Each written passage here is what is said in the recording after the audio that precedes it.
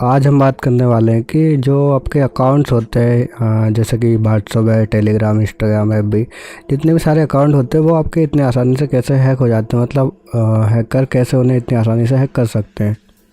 ठीक है, तो हम आज इसी पे बात करने वाले हैं और ये वीडियो पूरी तरह एजुकेशन पर्पस है, इसमें कोई प्रैक्टिकल वगैरह नहीं बताने वाला मैं। ठीक है, और अगर यूट्यूब देख रहा है तो भाई प्लीज़ वीडियो डिलीट मत करना। ओके, चलो स्टार्ट करते हैं।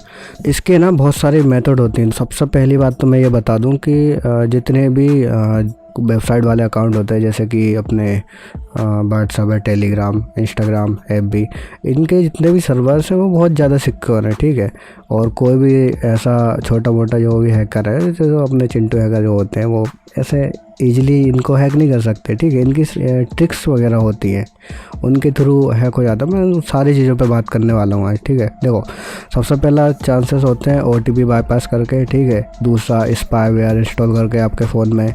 ठीक है, तीसरा होता है अपना फिशिंग लिंक्स के ज़रिए। चौथा अपना जो आप वीक पासवर्ड यूज करते हो, ठीक है, वो गैस करके कर लेते हैं। और फिर है अपना अकाउंट क्रैकिंग, कुकी हाईजैकिंग, और इसके बाद में है फिर अपना man in the middle attack. ठीक है, आज अपन इन सब के बारे में बात करने वाले हैं। तो सबसे पहले बात करते हैं अपन ओटीपी बाईपास कैसे कर सकते हैं लोग। ठीक है, देखो इसका बहुत सिंपल है ये।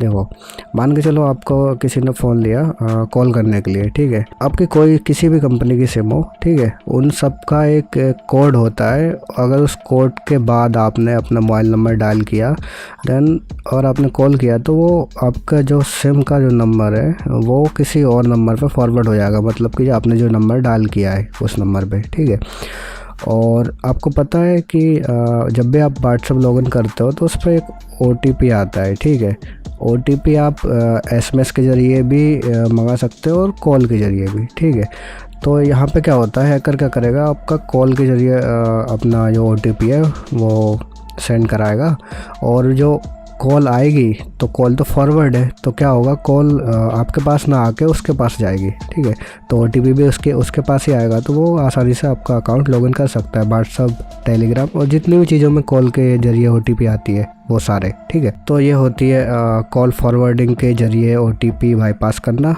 और इसका आप डीएक्टिवेट कर सकते हो, उसका कोड होता है, और आप एडवांस सेटिंग में जाकर भी, कॉल सेटिंग में जाकर भी उसको डीएक्टिवेट कर सकते हो। ठीक है, और आपको ऐसा किसी अनजान लोगों को अपना फ़ोन नहीं देना है। देना भी है तो उसके बाद आप चेक कर सकते हो कि कॉल फॉरवर्ड तो नहीं हो रही किसी और नंबर पे। अगर हो रही है तो आप उसे डीएक्टिवेट कर सकते हो। ठीक है, जिससे आप प्रोटेक्ट रहोगे। और दूसरा है अपना स्पाईवेयर। ठीक है, देखो स्पाईवेयर क्या होता है, स्पाईवेयर एक मेलवेयर ही होता है जो क्या करता है, आपके फ़ोन में इंस्टॉल कर देते हैं। ठीक है, इंस्टॉल होने के बाद वो सारी परमिशंस ले लेता है और आपका जो फ़ोन का जितना भी डाटा है वो एक सर्वर पे सेंड करता रहता है हैकर वाले। कोई भी स्पाईवेयर है मान के चलो, उसने क्या किया है कि अपनी वेबसाइट पर होस्ट कर दिया उसे। ठीक है, और उसने एक जो लिंक रहेगी उसकी, वो ऐड शॉर्टनर से उसकी लिंक को शॉर्ट कर लिया, जिससे कि वो उसको याद रख सके। ठीक है, आपका फ़ोन लिया उसने 1 मिनट के लिए और उसकी जो लिंक रहती है उसको टाइप कर दिया, मैन्युअली टाइप करके वो गया, 1 सेकंड में अपना जो एप्लीकेशन वो डाउनलोड किया, और 1 मिनट या 30 सेकंड में आराम से 1-2 MB का एप्लीकेशन तो इंस्टॉल हो जाता है। बस इतना ही टाइम लगेगा इंस्टॉल करके, और सारी परमिशन दे देगा और उसका काम हो जाएगा। बस सिंपल इतना रहता है। या फिर वो एक काम और कर सकता है, मोड ऐप्स में उसको मर्ज करके। ठीक है, स्पाईवेयर को देखो ये प्रोसेस भी होती है। जितने भी मोड एप्लीकेशंस होते हैं उनमें आप स्पाईवेयर को ऐड कर सकते हो। मान के चलो मेरे पास एक MX प्लेयर का मोड एप्लीकेशन है, मैंने उसमें स्पाईवेयर मर्ज कर दिया। ठीक है, मैंने अपने फ्रेंड को दिया कि भाई ये MX प्लेयर प्रो वाला वर्जन है, तुझे यूज करना है तो तू यूज कर सकता है। ठीक है, उसने बोला ठीक है प्रो वाला है, मेरे को दे दे, वैसे मुझे परचेस करना रहेगा। तो बस अगर मैंने उसको दिया और उसने इंस्टॉल किया, और परमिशन तो सारी दे देते हैं। ठीक है, और जैसे ही उसने सारी परमिशन दी तो वो क्या करेगा, वो स्पाईवेयर एक्टिवेट हो जाएगा और हैकर के सर्वर पे अपना पूरा डाटा सेंड करता रहेगा फ़ोन का। उसमें आपको पूरा फ़ोन कंट्रोल कर सकता है वो, contact, location, call history, call recording, ठीक है, सब कुछ, यहाँ तक कि आपका कैमरा भी। ठीक है, तो ये हो जाता है अपना स्पाईवेयर। और इससे कैसे प्रोटेक्ट रहना है, उसके लिए आपको क्या करना रहेगा कि आपको एंड्रॉयड की सेटिंग में आना है। वहाँ पे एप्लीकेशन मैनेजर करके होता है, ऐप मैनेजर, उसमें जाना, वहाँ पे आपको सारे ऐप्स दिख जाएंगे जितने भी रहते हैं। देखो सिंपल क्या होता है, जब भी कोई स्पाईवेयर इंस्टॉल करता है ना तो वहाँ पे दिखता नहीं है, क्या होता है लॉन्चर से है ना हाइड हो जाता है, तो आपको ऐप इनफ में वो नहीं दिखेगा। तो आपको क्या करना रहेगा, सेटिंग में आके मैनेज एप्लीकेशन, वहाँ पे ऑल ऐप्स में आपको दिख जाएगा वो, और वहाँ पे आपको क्या करना है, जितने भी आप यूज़ नहीं कर रहे हो उन सबको आपको डिलीट मार देना है, ठीक है। तो इससे प्रोटेक्ट रहने का ये सिंपल तरीका है। दूसरा और आगे अपन बात करते हैं फिशिंग लिंक्स की। फिशिंग लिंक्स वो होती हैं, जैसे कि मान के चलो एक एग्जांपल देता हूँ मैं।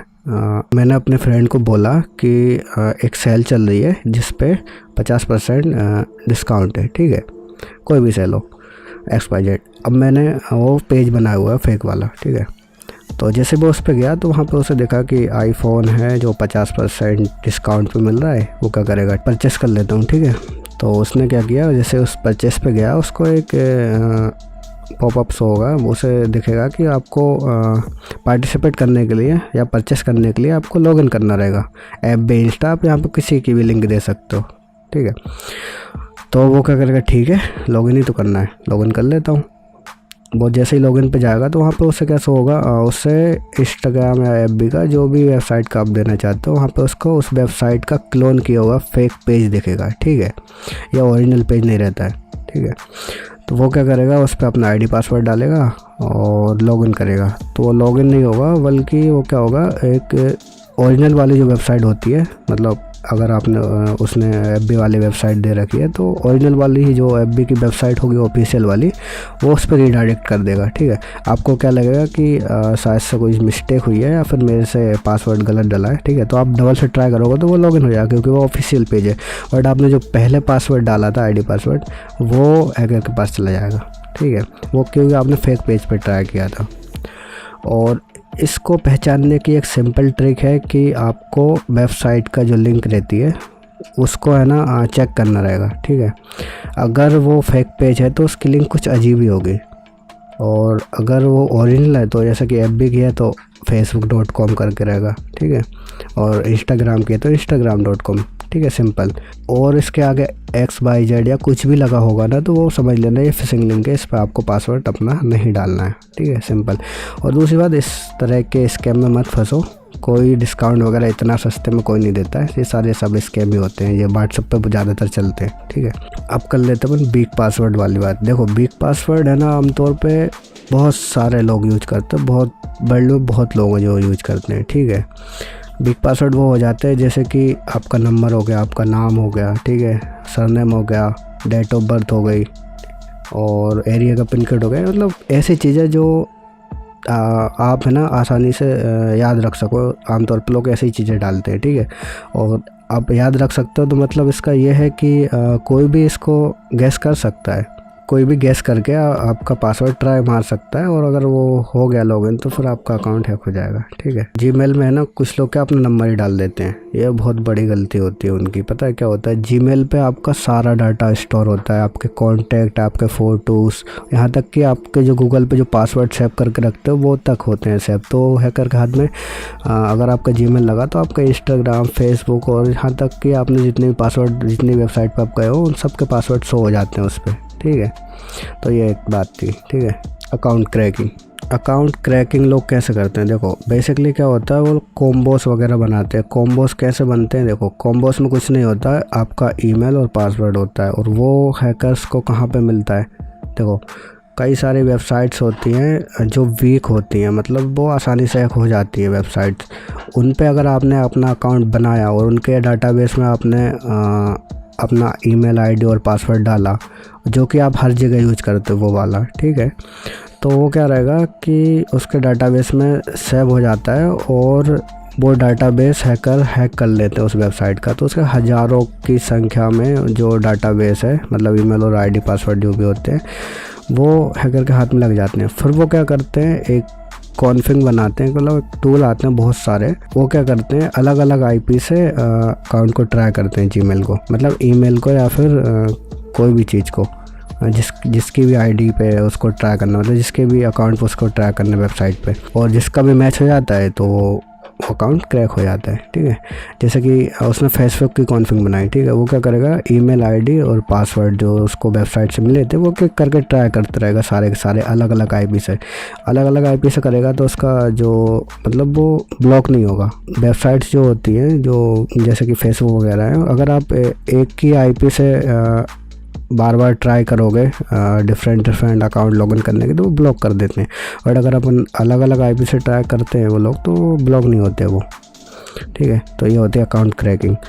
और फिर आ जाते हैं mad in the middle attack. देखो ये वाला जो अटैक है वो बेसिकली क्या होता है कि जो पब्लिक नेटवर्क होते हैं, जैसे कि पब्लिक वाईफाई है या फिर आपने किसी का हॉटस्पॉट ले रखा है, XYZ, जितनी भी आपका जो बाहर वाले नेटवर्क होते हैं पब्लिक नेटवर्क जिनसे आप कनेक्ट करके इंटरनेट यूज करते हो, ठीक है, उनमें क्या होता है कि आपका जो डाटा रहता है वो इनसिक्योर रहता है। अगर आप उधर अपना कोई भी आईडी लॉगिन करोगे और उसका कनेक्शन HTTPS नहीं है, या क्या होता है कि देखो HTTPS नहीं है तो वो आपका अकाउंट जो आपका जो डाटा रहता है, जो इंटरनेट पैकेट्स रहते हैं, वो कोई भी इनक्रिप्टेड नहीं रहते, तो वो ना आसानी से कोई भी उनका जो आईडी पासवर्ड जो भी चीज़ें हैं वो आसानी से पढ़ी जा सकती हैं, ठीक है।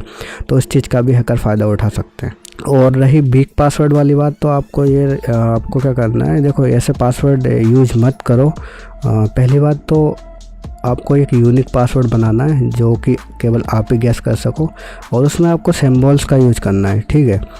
और एक ही पासवर्ड हर जगह यूज मत करो, या फिर आप एक अलग पासवर्ड बनाओ जो हर जगह, मतलब जो अलग अलग वेबसाइटों पर आपका अकाउंट बनाओ उस पर बनाओ। और जो आपके मेन वेबसाइट हैं जैसे कि फेसबुक, इंस्टाग्राम वगैरह, इन पे आप एक अलग पासवर्ड रखो और जो आप कहीं भी लॉगिन मत करो, ठीक है। तो इससे क्या होगा, अगर वो वाली वेबसाइट का डाटा लीक भी हुआ तो आपका अकाउंट सेफ रहेगा, आपका इंस्टाग्राम और FB वाला, क्योंकि वहाँ पे डिफरेंट पासवर्ड रहेगा, ठीक है। तो आपको ऐसे प्रोटेक्ट रहना है। आई होप मैंने सारी चीज़ें क्लियर कर दी होंगी। और आपको अगर कोई चीज़ मुझे आपको लग रहा है कि कोई चीज़ छूट गई है तो आप मुझे कमेंट में बता सकते हैं, ठीक है। अगर आज की वीडियो आपको पसंद आई हो तो लाइक कर देना, और मिलते हैं किसी और वीडियो में। Bye bye.